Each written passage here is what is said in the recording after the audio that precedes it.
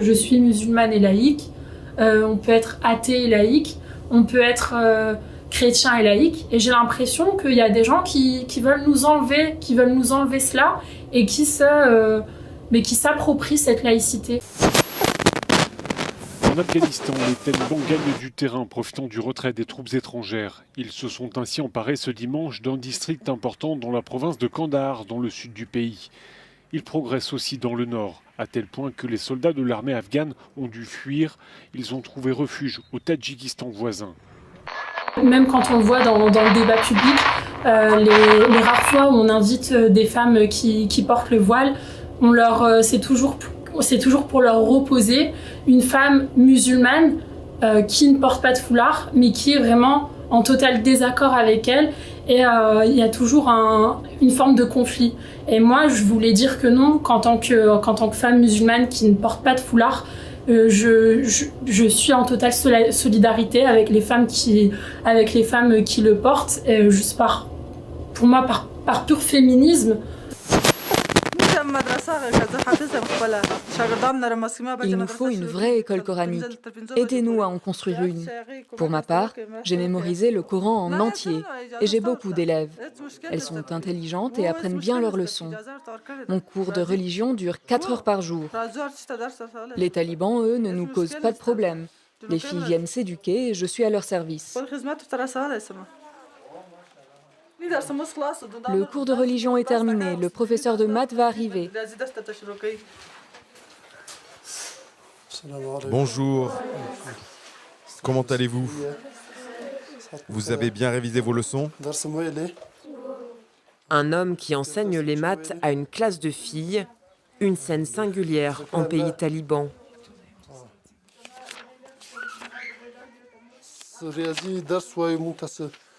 Bien, je vais écrire des opérations au tableau et une par une, vous les résoudrez.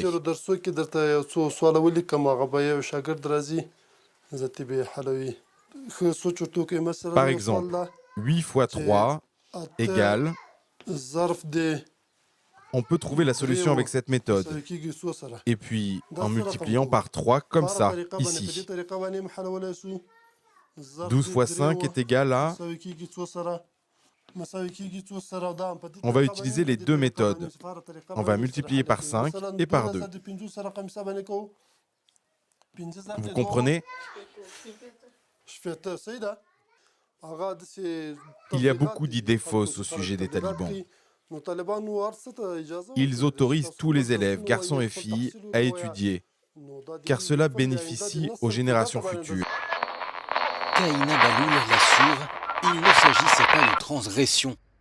En devenant en 2019 la première femme imam de France, cette ancienne comptable de 42 ans devenue théologienne a pourtant brisé un tabou, un choix qui a été le fruit d'une longue construction. Je ne me suis pas réveillée un matin et je me suis dit j'ai envie de devenir imam. L'islam est d'abord une spiritualité, comme toutes les religions. C'est d'abord un cheminement intérieur qui nous amène d'abord à une meilleure connaissance de nous-mêmes et puis à nous questionner sur notre rapport au monde et à l'altérité qui nous entoure. Kaïna Baloul a fondé une mosquée qui s'inscrit dans un courant libéral. Pour elle, l'islam est une expérience individuelle qui peut être partagée ou non dans l'espace public. Et cette question de la place de la religion dans la société domine à nouveau le débat en France. Nous vivons encore sur une pensée qui a été produite au Moyen-Âge. Les écoles juridiques de l'islam, aujourd'hui, où toute la partie normative de la religion musulmane, elle émane d'une pensée médiévale. Aujourd'hui, ce n'est plus possible. Et je crois que pour sortir de cette crise, effectivement, il faudrait que les musulmans se réapproprient encore une fois leurs textes et se donnent l'autorisation de les lire, de les interpréter avec les outils que nous avons aujourd'hui au XXIe siècle. Karima Baloul plaide aussi pour un islam qui met les hommes et les femmes sur un même pied d'égalité, adapté à notre époque. Ici, on appelle cela les mariages fantasia. Et pour qu'un mariage fantasia soit réussi, il faut que le cortège soit le plus important et le plus bruyant possible. Ces cortèges sèment le trouble à travers toute la ville. Mais vous allez voir que les débordements ne s'arrêtent pas là. Dans cette Mercedes blanche, un homme sort même une arme par le toit de la voiture. Quelques secondes plus tard, il n'hésite pas à descendre de son véhicule pour tirer à nouveau, juste pour faire du bruit.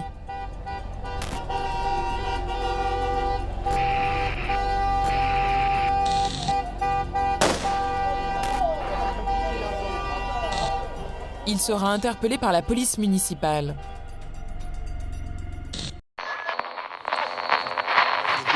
Alors, pourquoi tu as tiré? Je ne savais pas que c'était interdit. Parle plus fort. Tu as tiré? Mais pourquoi? C'était pour célébrer un mariage? Oui, c'était pour un mariage. En faisant ça, tu as violé les règles de l'émirat, on est d'accord? Je n'avais aucune idée de ces règles. J'étais nouveau dans la région et je n'étais pas informé de ça. D'accord. Mais nous avions diffusé des lettres officielles à tous les chefs de village. La commission a décidé de te punir et de te désarmer parce que tu as troublé l'ordre public. Tirer en l'air est interdit. Cela effraie nos habitants. Donc c'est ainsi, tu es puni et donc désarmé. Tu es d'accord avec cela? Tu reconnais ta faute? Je le reconnais. Et toi? Pourquoi tu as tiré? Parce que mon ami est revenu du front. Donc tu as tiré pour célébrer son arrivée? Oui, Ne savais-tu pas qu'il est interdit de tirer en l'air? oui, j'étais au courant. Je suis désolé pour cet acte. Je ne le répéterai plus à l'avenir. D'accord, mais il a été décidé de te désarmer jusqu'à nouvel ordre.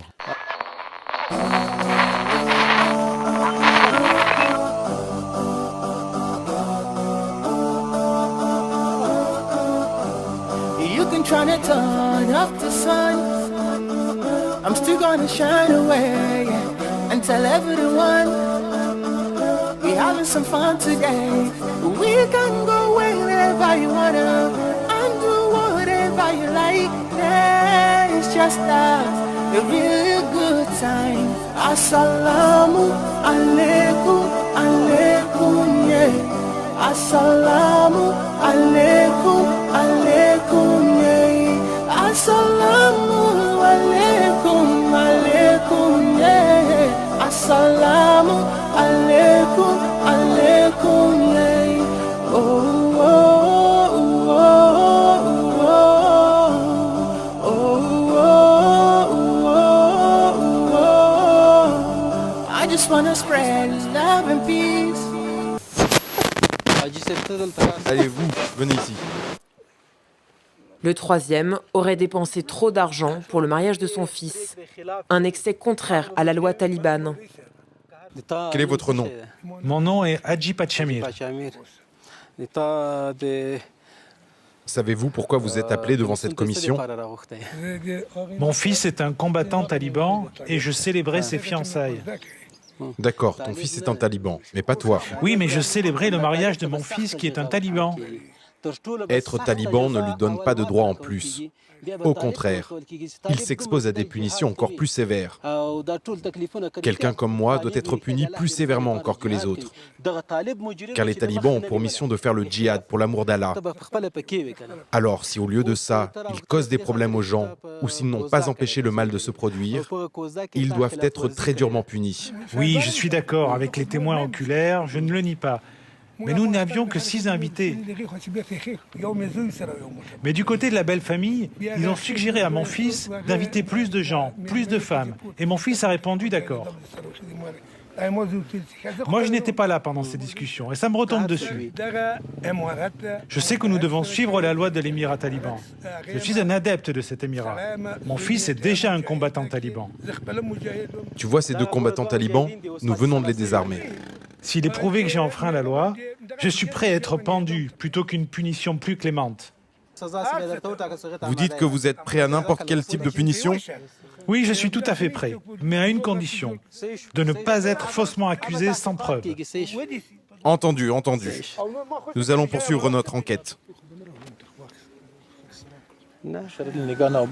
Ici, alors que les gens sont très pauvres et démunis, lorsqu'ils planifient un mariage, ils dépensent des sommes bien au-dessus de leur capacité.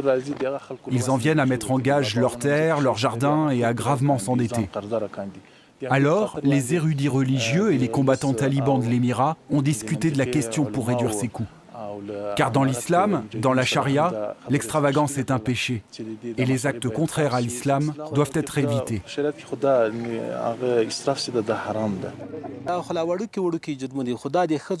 Aujourd'hui comme autrefois, si la décision des talibans est en harmonie avec la loi islamique, que ce soit la lapidation à mort, la décapitation ou l'amputation de la main, c'est un principe fort de l'islam.